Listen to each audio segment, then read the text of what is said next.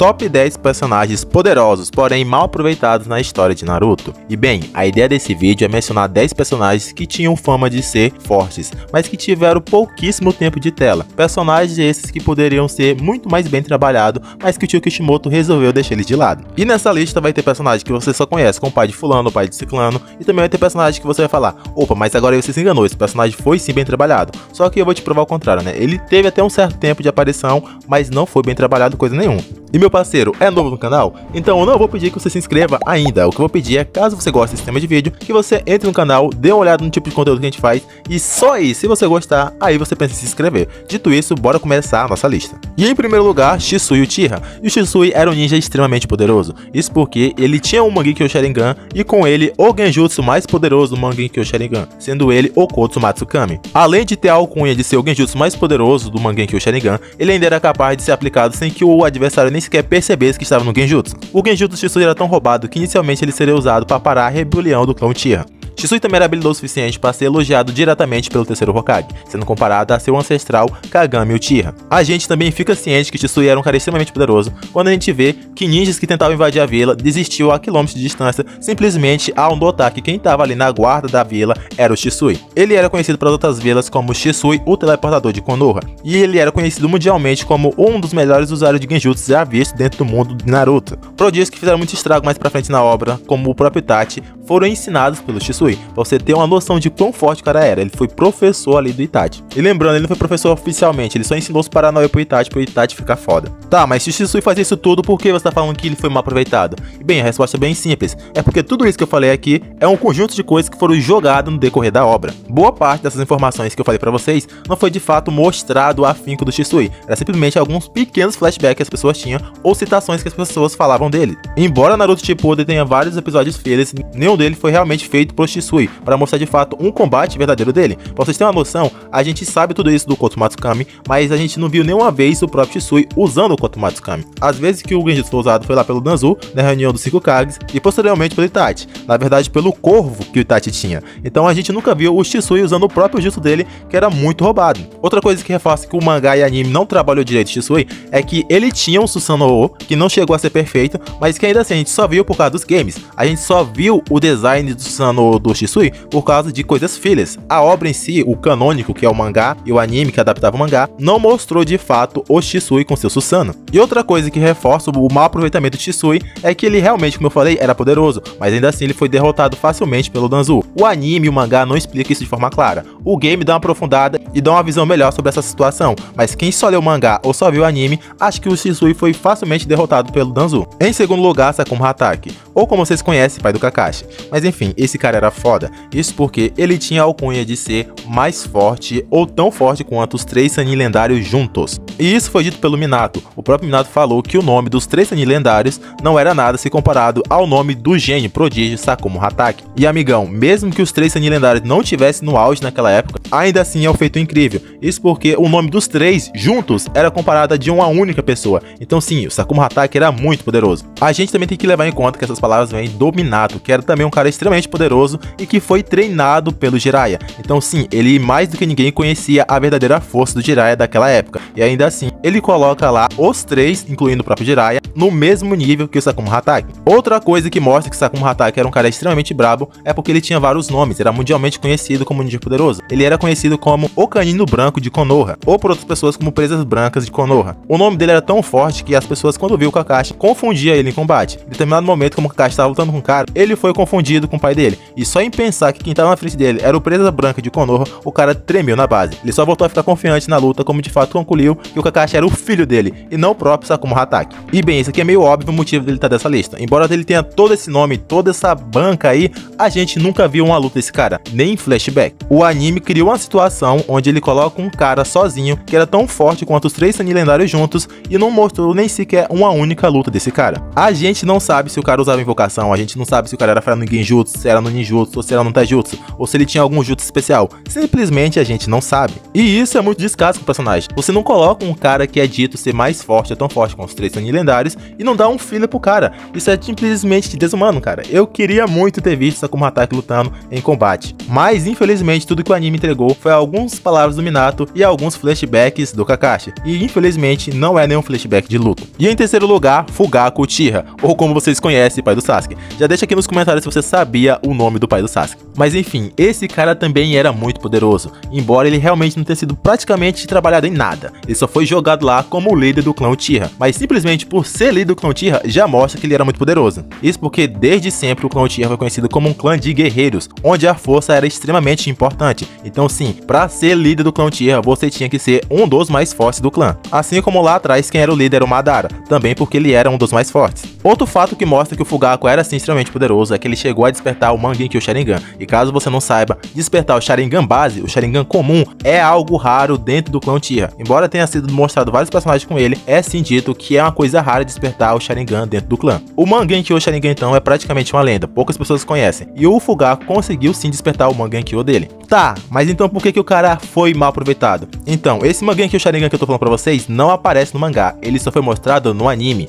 E sim, embora ele tenha aparecido no anime, isso não foi uma coisa, digamos, tão grandiosa. Isso porque só foi jogado lá que ele tinha Mangekyou Sharingan. A gente não chegou a ver o Susanoo dele e nem a habilidade especial do Mangekyou Sharingan dele. E eu não sei vocês, mas pra mim, quanto mais Susanoo e mais habilidade roubada do Sharingan, melhor, porque eu acho essas habilidades do Sharingan muito foda. E simplesmente foi jogado ali que com o Mangekyou dele, ele até poderia controlar a Kyuubi pra vocês verem o tamanho e o poder desse cara. E ainda assim, basicamente só jogaram essa informação lá, e ele aparecia num flashback do Sasuke, um flashback ali do Itachi, e basicamente foi isso a participação dele. A gente não viu as habilidades dele em combate e nem as habilidades especiais do Mangekyou Sharingan dele. Então sim, Fugaku Uchiha foi um personagem que só ficou largado pela história de Naruto. E em quarto lugar, Hiruzen Sarutobi, o terceiro Hokage. E esse aqui vai ter muita gente que vai querer contestar, vai dizer que ele foi sim bem trabalhado, mas não, vou te provar que ele não foi bem trabalhado coisa nenhuma. Diferente dos outros personagens até aqui dessa lista, o terceiro Hokage até teve mais aparição, ele até teve mais tempo de tela do que os outros, até porque ele apareceu ainda na saga clássica, mas ainda assim, ele não foi bem trabalhado. Isso porque o terceiro Hokage era conhecido como o professor, o cara dentro da aldeia da Folha que dominava todos os jutsus da aldeia. Também era conhecido como o cara que dominava os 5 elementos com maestria, com total perfeição. Como se isso não fosse bastante, ele também era conhecido como Deus Shinobi, o segundo Deus Shinobi, porque o primeiro foi o Hashirama. Então vocês têm noção da banca que o Hiruzen tinha, da marca que esse cara tinha, o nome, as alcunhas que ele tinha, era coisa muito grandiosa. O cara foi considerado Deus Shinobi, era o professor, o cara que dominava todos os elementos, era o terceiro Hokage, e ainda assim, a gente não viu praticamente nada disso. Para vocês terem uma noção, a gente nunca viu de fato uma luta do Hiruzen jovem, que foi o auge de poder dele. Sempre quando a gente viu ele lutando, foi quando ele já estava velho, e obviamente ele não estava no auge de poder dele. É até dito na luta dele contra o Orochimaru na saga clássica, que ele não tinha mais as mesmas reservas de chakra de antes. Até por isso ele tinha que ficar regrando o chakra e não podia usar clones das sombras com liberdade. Então mais uma vez a obra cria uma situação onde ela bota o personagem que tem vários títulos, é mundialmente conhecido como sendo poderoso, só que ela não te mostra tudo isso. Embora sim o Hiruzen seja poderoso só com o que ele mostrou, mas a fama dele não condiz com o que ele mostrou. Isso porque boa parte disso se deve à fase jovem do Hiruzen, e essa fase jovem nunca foi mostrado. Até tem alguns flashbacks que mostram a aparência do Hiruzen novo, que é basicamente tirando Jiraiya, Tsunade e tudo mais. Mas em combate não tem nenhum feito do Hiruzen novo. A gente não tem noção de quão forte esse cara era. Pra vocês terem uma noção de como mal aproveitado o Hiruzen foi, era um cara que era dito dominar os 5 elementos. De fato ele dominava, e a gente só viu ele usando esses 5 elementos uma única vez, que foi lá na guerra quando ele era Edo Tensei, onde todo mundo sabe que ele não estava no auge. Isso porque o Edo Tensei não traz ninguém no seu auge, a não ser o Madara, que era um caso especial à parte, e também o Hiruzen foi trazido velho. Então a gente nunca viu de fato o verdadeiro Hiruzen. Foi um total descaso deixar o Hiruzen dentro da obra e não mostra nenhum episódiozinho filler de uma luta épica que o Hiruzen tenha tido. E desse top 10 que eu tô fazendo aqui, se tivesse que escolher só 3 pra ver lutas animadas desses caras, um deles seria o Hiruzen, porque o cara tinha, sério, o cara tinha muita banca, e eu queria muito ver o Hiruzen novo descendo porrada em geral, mas infelizmente a gente não viu, ficou na lista de mal aproveitado. E em quinto lugar, Kagami Uchiha, e mais um Uchiha aparecendo aqui na lista. E bem, de todos aqui, esse cara é um dos que teve a passagem praticamente meteórica. A gente só vê ele em casos raros, que foram nos flashbacks do Hiruzen e nos flashbacks do Tobirama, e ainda assim são cenas bem curtinhas que ele não faz praticamente nada. Mas então por que a gente sabe que ele é poderoso? Bem, simplesmente é porque ele era Uchiha, e só isso já faz ele sim ser bem forte, mas ainda tem mais, ele era do esquadrão particular do segundo Hokage,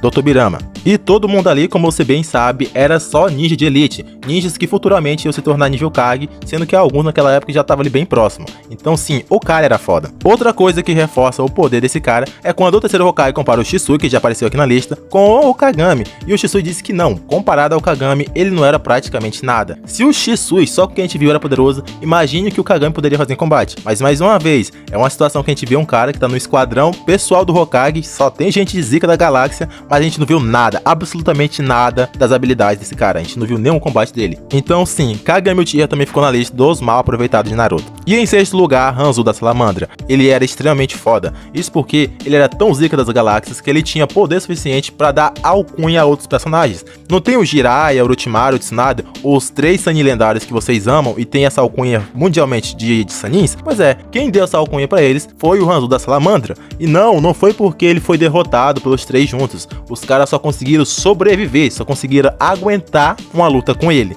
E só por isso o cara ficou, ó, ninguém até hoje conseguiu me aguentar. Os caras aqui me aguentaram. Então eu, Hanzo da Salamandra, declaro vocês 3 Sannin lendário. Tem que ser muito poderoso, tem que ser muito foda pra ter essa moral aí. Mas é aquela coisa, né? A gente tá falando de Naruto. É outra luta que a gente não viu praticamente nada. A gente só viu o desfechozinho ali, de quando já tá acabando a luta, os 3 já estão muito cansados. E o Hanzo batiza ele como os 3 Sannin lendário e declara que Konoha ia ganhar aquela guerra. Eu sei que o Hanzo até chegou a aparecer no Edo Tensei, teve uma lutinha ali, mas não foi nada realmente comparado ao nome que o cara tinha. Ele nem sequer chegou a usar a salamandra dele em combate, que é uma das coisas que mais fazia ele ser temido. E outra, ele também estava no Edo Tensei, o que impede que ele use todo o poder dele. Ele também já lutou com um cara que sabia meio que a fraqueza dele, o que impediu dele dar tudo de si numa luta com uma pessoa que não sabia o poder dele, uma luta realmente justa. Então sim, o Hanzo era um personagem que era foda o suficiente para dar alcunhas de shinobis lendários para outros personagens, mas que a gente não viu nenhuma luta decente que ele pudesse usar todo o seu potencial, usando a invocação dele e tudo mais. Vai ficar na lista aqui de lutas zica que eu queria ver, porque meu amigo, Hanzo da Salamandra vs 3 Sannin lendário, eu queria ver isso demais. E em sétimo lugar, Neji Hyuga. E eu sei que vai ter muita gente aqui como falando, não, Neji foi bem trabalhado sim, o cara foi foda. Foi foda? Foi, mas bem trabalhado ele não foi não. É verdade que o Neji teve algumas aparições importantes, foi bem trabalhado no clássico, ele teve a luta dele com o Hinata, teve a participação dele com o Naruto, teve a participação lá no arco de resgate ao Sasuke, mas depois disso o Neji sumiu. A minha crítica aqui realmente é o Neji do Shippuden. Neji do clássico tá de boa, foi bem trabalhado, eu confesso, mas do Shippuden não. No Shippuden o Neji só ficou largado. E bem, diferente de outros personagens, eu não vou me prender aqui a explicar os poderes do Neji, porque todo mundo sabe que ele era poderoso. E o que eu vou explicar aqui é porque eu acho que ele foi mal aproveitado no Shippuden. Bem, basicamente as aparições dele no Shippuden foi naquela luta lá contra o clone do Kisame, que tava usando 30% do poder dele, e era um clone do clone de água. É isso que o Neji fez, derrotou aquele cara lá. Depois disso ele tem alguma aparição ali bem fraquinha na guerra, basicamente não teve nenhum episódio trabalhando ele pra valer. Tem até um episódio que ele luta de novo com um do quarteto do som lá do clássico, mas meu amigo, aquilo ali foi tipo bem rápido, foi bem esporádico. Em momentos grandiosos, convenientemente, o Neji nunca estava na missão ou nunca estava no lugar onde a treta ia acontecer. No tempo que o Naruto foi lutar contra o Kakuzu, o Neji não estava disponível pra missão, o Neji não participou daquilo lá. Isso porque o Neji daria muito trabalho. Então, convenientemente, o Kishimoto deixou ele fora. No arco do Pain, o time do Gai, incluindo o próprio Neji, também não estava na vila. Então foi mais uma oportunidade que teve de trabalhar o Neji, tipo, mostrar que ele era foda pra Dedéu e que o Kishimoto simplesmente jogou fora. E bem, se o Neji tivesse na vila quando o Pain chegou, meu amigo, o negócio ia ser diferente. Isso porque teve vários Pains ali que, se o Neji tivesse, teriam sido derrotados com facilidade. O círculo ia se apertar ali. Quando o Naruto chegasse, já ia ter sido, tipo, basicamente dos Pains derrotados. Não com o Neji sozinho. Por exemplo, aquela luta que o Kakashi lutou contra os Pains, se fosse o Neji no lugar do Choji, tinha dado trabalho. Mas como se já não fosse o bastante tirar o Neji dos confrontos principais mais importantes e não dar nenhum episódio, um mini arcozinho pra ele ali, pra mostrar a força dele, o Kishimoto ainda me achou de matar o Neji na Quarta Guerra Ninja. Motivo? Não sei. Até hoje não aceito a morte do Neji. Então sim, o Neji foi um personagem mal trabalhado no Shippuden. No clássico ele teve os momentos dele, mas no Shippuden o cara passou batido. E em oitavo lugar, Maito Dai, ou como vocês conhecem, o pai do Gai Sensei. Muita gente nem sabe o nome desse cara aqui, mas ele era assim muito poderoso. E ele simplesmente só derrotou 4 dos 7 espadachins da Neva juntos. Tava os 7 contra ele e ele conseguiu derrotar os 4. E embora a luta não tenha sido mostrada, o que foi um pecado grandioso não ter mostrado essa luta, porque meu amigo, é essa que eu sei. Você, assim como eu, quer ver essa luta. Eu sei que você tem vontade de ver, essa é uma daquelas que você realmente pagaria pra ver no cinema. Maito Dai versus 7 espadachins da Neva. E bem, a luta em si não foi realmente descrita como foi, mas imagino eu que ele só não derrotou o 7 porque a transformação tem o limite de tempo. Então provavelmente acabou o tempo e ele não conseguiu levar o 7. Mas ainda assim, meu amigo, de 7 espadachim da névoa, ele derrotou 4. E esses caras eram muito perigosos, eles davam muito trabalho. Porque no Edo Tensei, que é a versão mais fraca deles, eles deram trabalho pra um esquadrão inteiro. E olha que o Guy e o Kakashi estavam nesse esquadrão. Então assim, os caras eram muito trabalhosos pra lutar. E o Mai Todai conseguiu derrotar 4 sozinho. E diferente dos outros alistas aqui, ele não tinha realmente um papel tão grandioso dentro da obra. Não precisava ter um mini arco explicando quem ele era. Mas só um único episódio mostrando a luta dele versus 7 espadachim da névoa já ia ser mais do que suficiente para trabalhar a participação dele dentro da obra. Então isso aqui eu acho que não precisa nem ir muito longe para explicar por que ele foi mal aproveitado, né? Foi dito que o cara derrotou 7 espadachim da névoa, mas não tem nenhum dos milhares de episódios filler que mostra a abençoada dessa luta. Em nono lugar, Hashirama Senju. E esse aí que vai ter choro, vamos dizer que ele foi bem trabalhado sim, que eu tô inventando coisa, mas não foi. Calma aí que eu vou provar que não foi. Tudo que tem a ver com Hashirama é complicado, é confuso, é obscuro, é mal explicado. Simplesmente as coisas não fazem sentido com bota Hashirama no meio. Hashirama era o cara que batia no Madara, tipo, ele batia com facilidade no Madara. O Madara ficou mundialmente famoso por ser um cara que apanhava o Hashirama ou um cara que dava conta de bater de frente com o Hashirama. E só por isso ele ficou mundialmente famoso. Em determinado momento, durante a Segunda Guerra, Hashirama morreu. Agora, como ele morreu, ninguém sabe. E agora pensa comigo aqui. Se o Madara, que só apanhava como o Hashirama, ficou mundialmente famoso, se o único cara tivesse matado o Hashirama, ele tinha que ser muito mais famoso que o Madara. E mesmo que o Hashirama tivesse morrido por um grupo de pessoas,